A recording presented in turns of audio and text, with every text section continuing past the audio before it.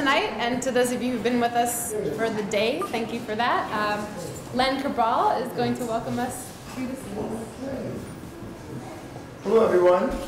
Hello. I'm Len Cabral. I'm the board president of Providence Inner City Arts. We're the nonprofit organization that is responsible for Roots.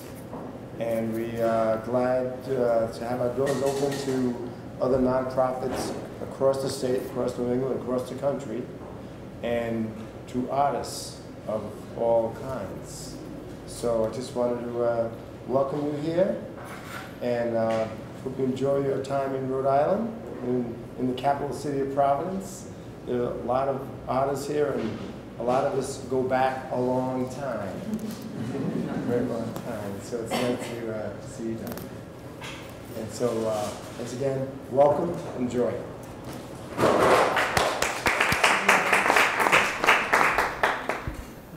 Thanks, Len. It's great to be back in Roots. So for those of you who haven't been hearing the spiel all day long, Artists in Context is the sponsor of tonight's program. The organization was founded in 2009 to instigate, support, and highlight contemporary art practices that cross disciplines and fields to invent new platforms, systems, and representations that change dialogue, thought, and behavior. So the idea behind AIC projects is that they don't develop in the studio. They live at the intersection of art and other fields, science, health, urban planning, education, etc. So the organization works in Maine, Massachusetts, and Rhode Island right now, and also has helped to create a forum for critical cross-disciplinary inquiry outside of academia, while at the same time trying to leverage openings in the intellectual and creative repositories held by academic institutions. So we've had a bunch of events leading up to this day-long convening. Some of those included a conversation at New Urban Arts in April that included a bunch of youth arts organizations, a focus on the urban farm procession, which we also featured today, a one-book book club at Libertalia Autonomous Space on the west side, and a Women in Science and Animation salon for, at Thames and Cosmos. So one of the major goals of the convening is to further develop the content being presented by all the artists we're working with, and to help define and structure the next iteration of the presenter's work by making connections between people, institutions, and ideas. So AIC hopes to engender rich dialogue around these exemplary creative practices and to reveal unique attitudes, skills, and implications for creative people who want to work in this way. So we also need to give thanks to the City of Providence Department of Art, Culture, and Tourism, the Emily Hall Tremaine Foundation, and the Nathan Cummings Foundation to support this work. So I'm going to turn it over to Adam Bush, who is our surrogate for Ms. Carol Labelli tonight, who is ill and has not been able to come join us from New Orleans. And Adam's going to talk about the relationship between his organization, College Unbound, and Ashe Cultural Arts Center in New Orleans. So Adam, thanks for being our standing guy.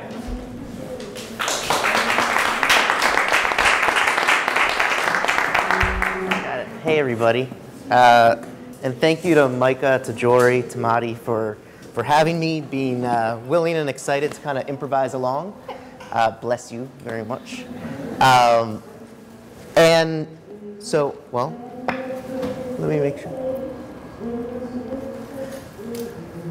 And so I can turn it up here.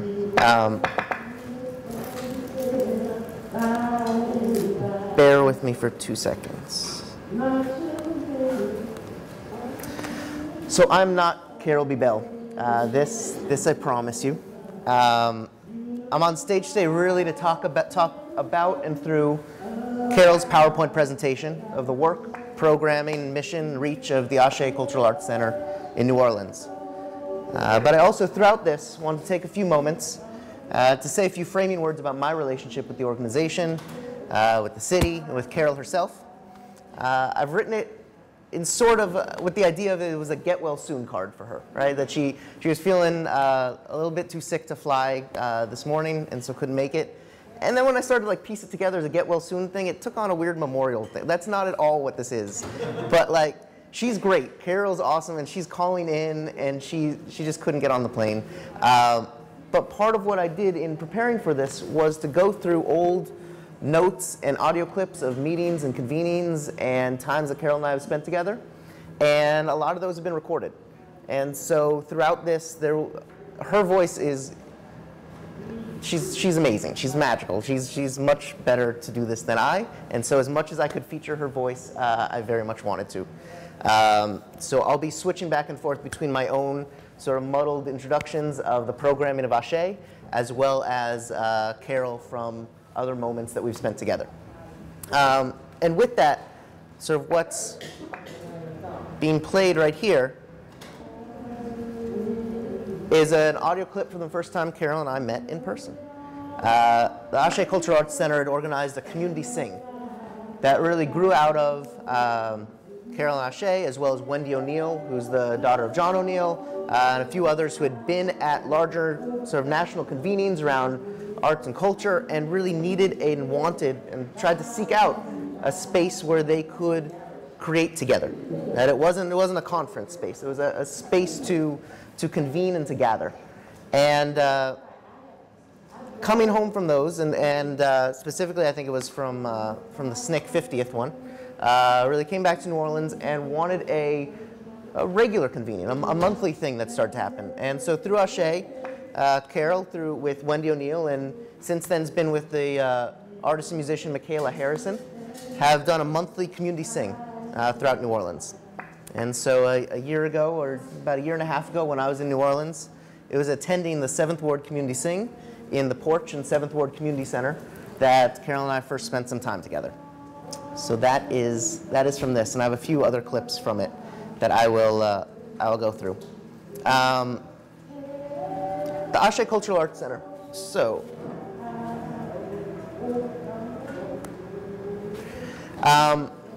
walking through Ashe, you're struck first by really an image of this logo here, which was created by Doug Redd, Carol's partner in the creation of Efforts and Grace and of Ashe, which is, well, if you can make it out, it's an umbrella, which has both sort of significance in the African American traditions and in West African traditions as well. The umbrella is made up of music on the left, of art making, it's a paintbrush on the right, and palette. And in the middle, think of it like the Escher painting. You're not looking at the white, you're looking at the blue on the sides. It's two people talking to each other, really to signify community. As really the things coming together to really create sacred space for people to create, preserve, recognize cultural practices. Sorry. There's a great image that Doug Redd, Carol's co-founder, has that's on a T-shirt that gets worn around Ashe a lot with the slogan "Art for Life's Sake," and that's really one of the sort of mottos of the organization. It's not just art for art's sake. You're not just making for the sake of production. You're making, and you're even not just making for the sake of sustainability. You're making for the sake of community and of creation of something new and special together. With that, I have another clip. Looking for a way to get mainstream, really culture more than art, because we do a fair to middling job with teaching art, but we really don't teach the root of art, which is culture. We don't teach, its use. You get a piece of it in your sociology courses, and then if you take anthropology, you get a piece. But the whole notion of it being such a huge portion of everyday life, like it being it's like you got cultural DNA and you got biological DNA, and it's always working. And if you're not aware that it's always working, then you're not in possession of certain capacities that you really have, and that's really been our big message about why we work the way we work. So Our drum circle, which started here and now has, well, really started at Congress Square years ago. Switch. Cool. So Ashe, right, meaning amen, but also to speak things into existence, to make things happen.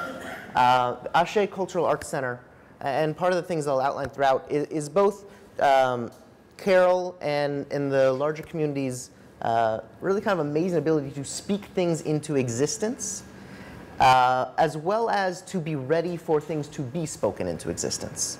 The organization has sort of changed, not shape and not mission, but certainly expanded in capability in kind of these amazing and dramatic ways over the past few years. In post-Katrina New Orleans, and I'll read an excerpt in a little bit, it was really the first organization to reopen in Central City and to be a space for people to come together to talk through what it meant to rebuild, reorganize.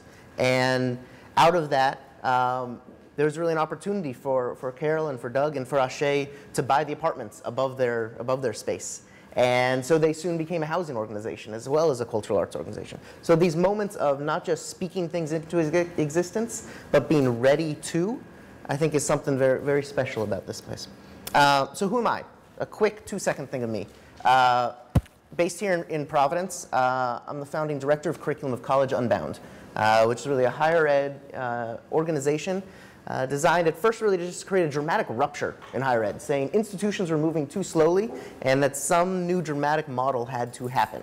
And so we created a framework for designing individualized student curriculum that Roger Williams University accepted through their School of Continuing Studies as being something that advanced and allowed for a bachelor's degree. So we've been working with individual students here in Providence. With Carol, and I'll play an audio clip in a second, she really saw that as an idea not just for an individual to pursue a bachelor's, but what it would and could mean for an organization to structure itself as an intellectual community, a cultural arts organization, to be a place where people get a bachelor's degree. That this could be something both in terms of sustainability and training the next generation of leaders, as well as a place to honor and recognize the cultural work that had been going on through that space already. And to really applaud it and recognize it with the degree that it clearly deserved. And to provide a structure for there to be a curriculum that sort of fleshed out an intellectual history around that work. So that's what we've been doing together. And with that, before I get too much into it, I asked some of my students. So there are 11 students who 2 weeks ago started a bachelor's program at Roger Williams University through College Unbound, based entirely at the Cultural Arts Center in New Orleans. And in preparing for this afternoon, I asked them to speak for just a quick minute on Ashe. This is Bryce Shanae Grisham, and I'm talking about how Ashe relates to me as an individual and how it affected my community and how I developed as a person. When I was younger, I found out about Ashe because all of my friends went to Ashe, and I didn't really have the comfort and the encouragement at home, so I kind of found that inside of Ashe.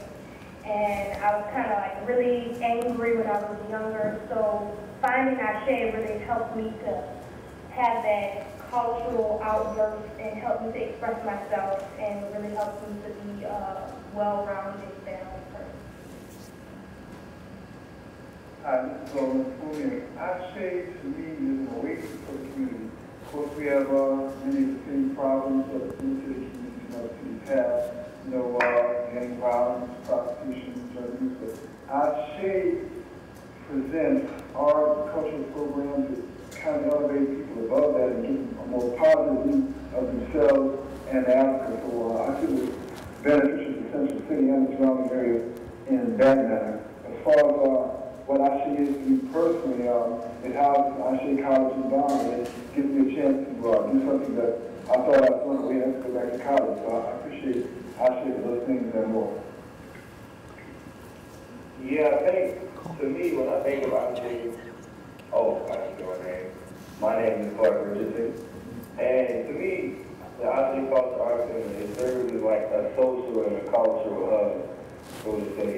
And Well, with college unbound now, Ashe is getting to a level where it's educating people that are aware, that are culturally aware, and that understand their own words and their culture's words. So it's equipping people to fight the good fight, to really empower their culture and in turn other cultures and other people of different races and different genders, gender preferences, what have you. You know, other diverse people. It's empowering people and it's equipping us to empower those different diverse groups of people. Hi, I'm Paige Sherry, and I work directly, I should say, with 2 programs in Ashe, and that's Sisters Making a Change and College Unbound program. I came to Sisters Making a Change in 2007, and working through that program, which meets every Monday and Thursday, I was able to come back into the cultural community in New Orleans. They helped me to come back like after Katrina. They helped me to rebuild myself, my health, and as well as having a social outlet as being said before. And College Unbound is just helping me to get the college degree that I didn't have, get a title, you know, that I've been doing all along. This is Frederick Delahoussi, technically known as Brotherhood, Biblewood, Stalingwood. I think Cultural Law Center is a phenomenal establishment. After the storm, this was home away from home. The information you needed on just rebuilding yourself as well as your life, you find right here at Ashe. When you were all this culture bearer or appreciator of culture. Ashe is direct link to our past, present, and future, culturally and spiritually and artistically. In Ashe, I find personally another leg we need to stand on, and preserving it is starting to be part of the mission of my existence at this time. So I am nothing without Ashe.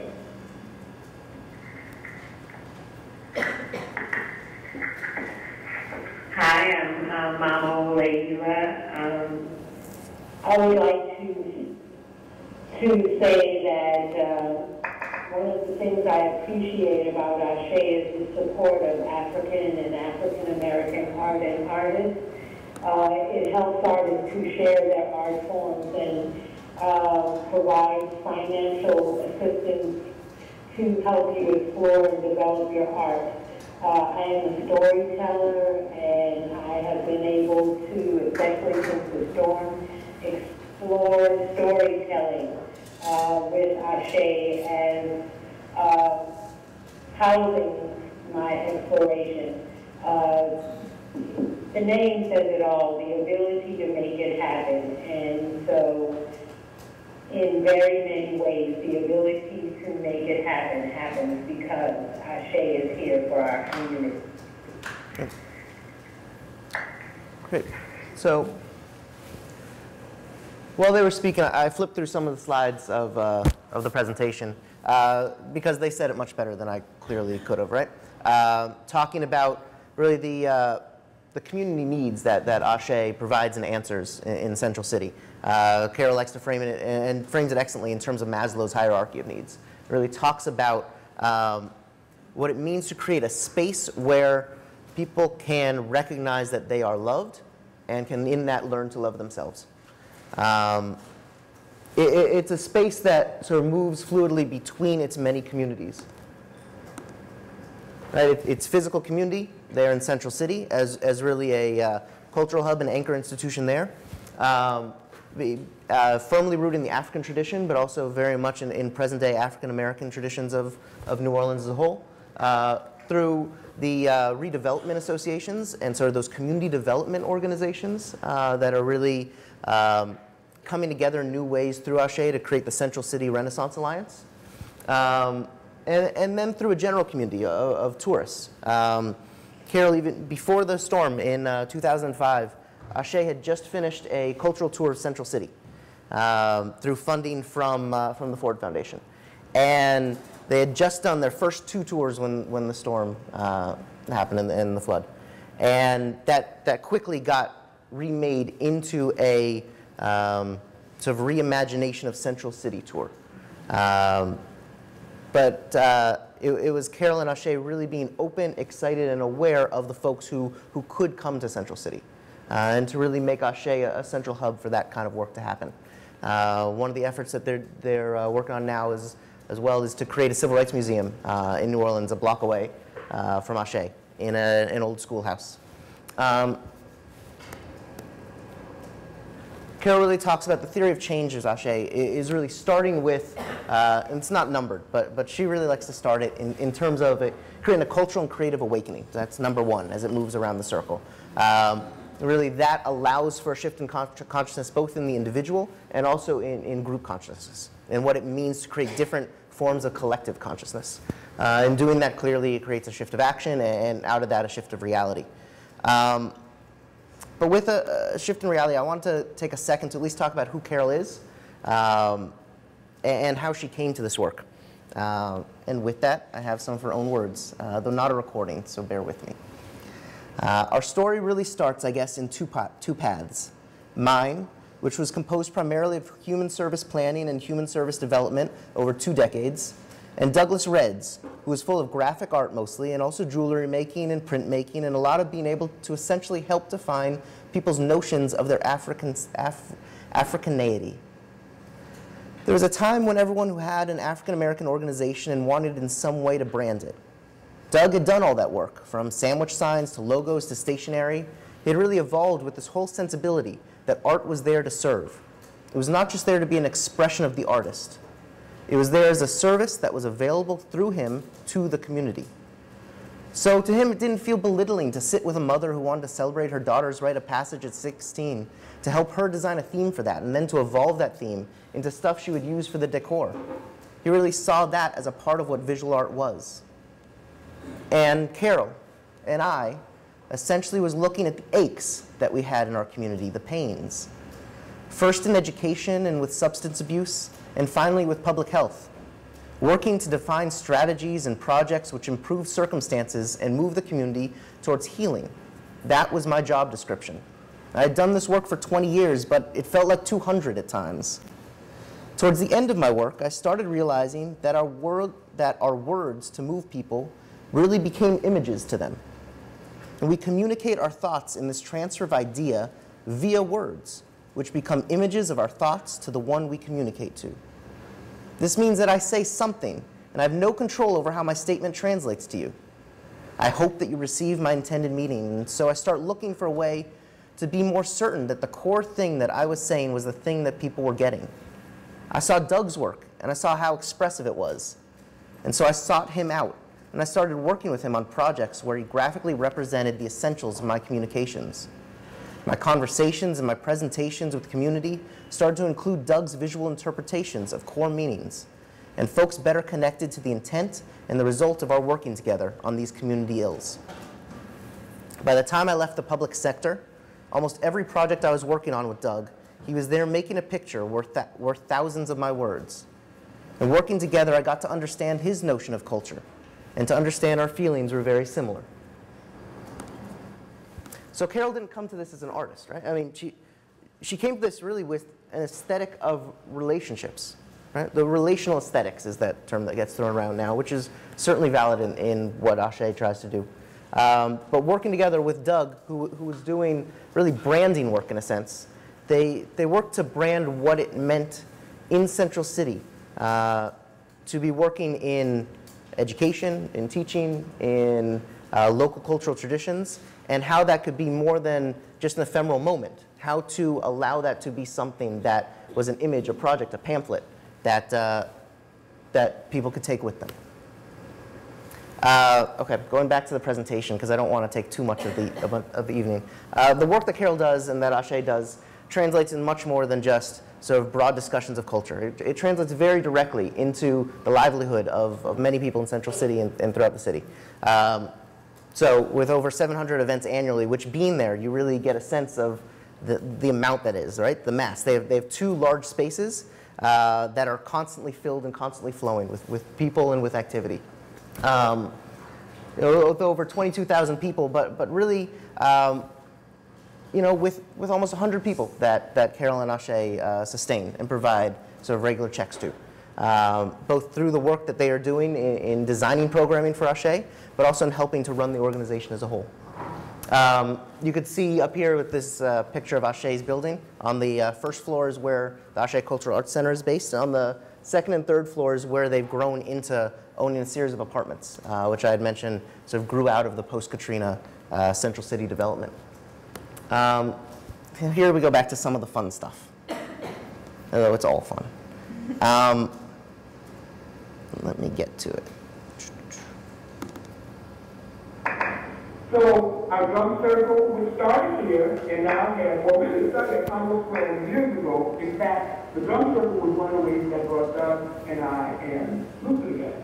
We heard that he was doing a drumming in Congo Square, and we thought it was fabulous. And so Doug started working on the fly, and I started writing what was going to go in there, and we just showed up at the Luther Hall giving our stuff, and Luther was saying, "Oh my God, this is a part that I hadn't even thought about. This is great." He does that. This is great, and and that kind of thing. But anyway, so we started at Congo Square, and then we had the drum circle here at Ashe for a long time. Clark grew up in, along with a bunch of other folks, and now we're back in Congo Square. And this time we're back in Congo Square with the attending book of Congo Square being done, and using the culture to reclaim something that's really important now. Yes, sir. So that was Carol talking about the first time they met Luther Gray, who's the chair of the Congo Square Foundation, which just 5 months ago had a victory to really rename Congo Square officially as Congo Square, which hadn't been a reality as of yet. But generations of folks who have grown up over the past years at Ashe have really done so through Sunday gatherings that Luther Gray had organized at Congo Square, and have come of age and have learned drumming traditions through that community and through that work.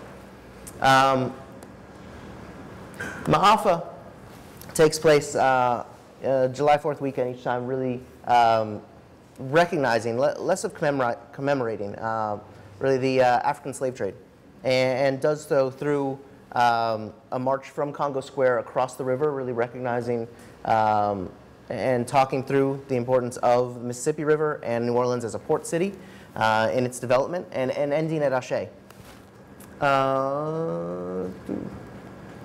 Just quickly going through some of the other programs, Make a Joyful Noise, and the following one, Lift Every Voice and Sing. Both have grown out of really celebrations of gospel music and directly of Mahalia Jackson and her work.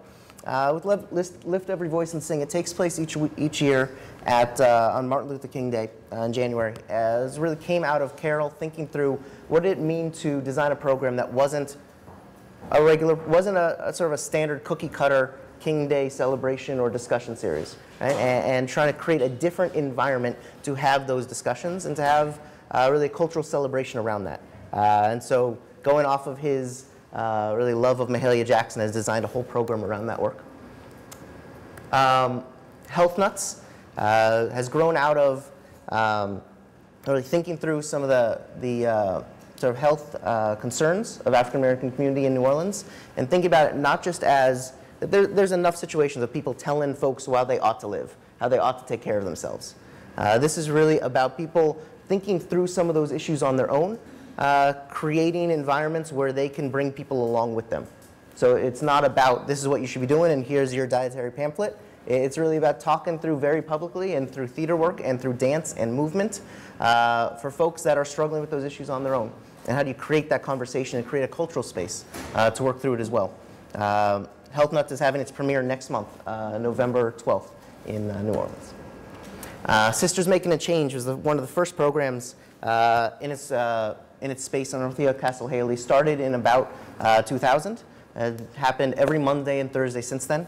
It was really an open celebration and a workshop about how to create a healthy space for folks to think through movement and to move together.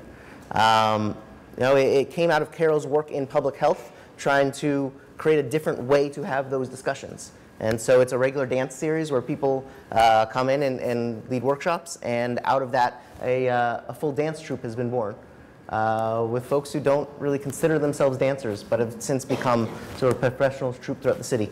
The community dance-in right here, this performance is called From How We Got to the Funk. was really designed through Urban Bushwomen, which had a community dance in at New Orleans at Ashe this summer and the summer before when they've been based there.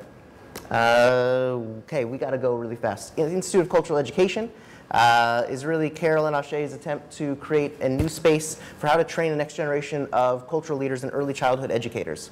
So what does it mean to be culturally aware of the work that you're doing in training the next generation of students, but also in training this next generation of teachers? So with educational leaders and also cultural practitioners and storytellers throughout the city, they come together for a 3-day full-time intensive that then has expanded into one Saturday a month workshop series. That has happened for the second time this year.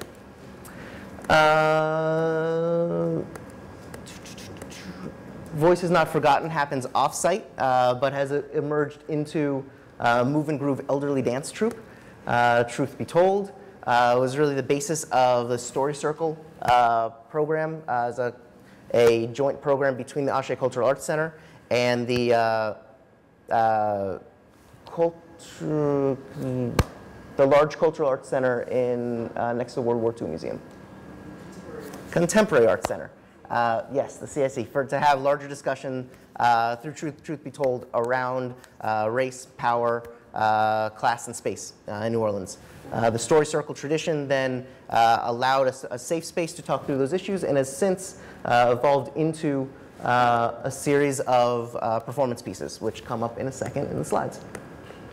The Freedom Riders this year on the commemoration of the 50th anniversary of the Freedom Rides, which of course never officially made it to New Orleans, had its welcome into New Orleans here at Ashe, where both Carol and Doug kind of talked very much about what it meant to have a public space out of Ashe, a space where people would think about being welcome to New Orleans, that was something very important in the founding of that.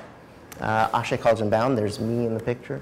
And Kumba is a 12 and under early childhood cultural arts program that happens as a summer camp throughout the year and then on Saturdays throughout the school year as well. But at the same time that it's for younger students, it's really also a training program for the next generation of Ashe's cultural leaders who become the ones who run and design Kumba each year. So a lot of my students are the ones who are running Kumba. Ujima just happened this year, really came out of grant money from the Kellogg Foundation to think about what it meant to train that in-between part between the Kumba participants and the folks who were leading it. So these high school seniors to be having an early jobs training program based at Ashe. The cultural programs, a lot of them have emerged out of the Truth Be Told Story Circle workshops, though Origins of Life, the Creation Myth came out before that. 13 Lessons is really a program discussing adult literacy. And out of a performance of 13 Lessons, they're always following story circles for people to be able to talk very directly about their own personal relationships with literacy, with education, with New Orleans school system. Swimming Upstream came out of a collaboration with Eve Ensler. That has been performed at the Apollo Theater, as well as the Mahalia Jackson Theater, as well as at the Superdome in New Orleans, and is really a collaboratively written performance out of a story circle tradition around women in post-Katrina New Orleans in navigating 2005. These are pictures of Carol and a group who went to Japan this year to really do workshops on what it meant to create, preserve, recognize culture in post-disaster time.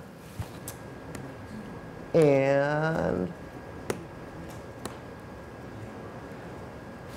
I'll end with one quick audio clip and then let everyone get on the stage because I've rambled. Speaking things into existence. Here's Carol speaking Ashe College Unbound into existence. I had an opportunity to sit back and think about all of that. And so this is something that I think that we could, I think this is something that we could really do. And I think it could be a long, kind of a long-term legacy for a cultural city that finds itself hard-pressed to really honor and respect the work that comes from that sector.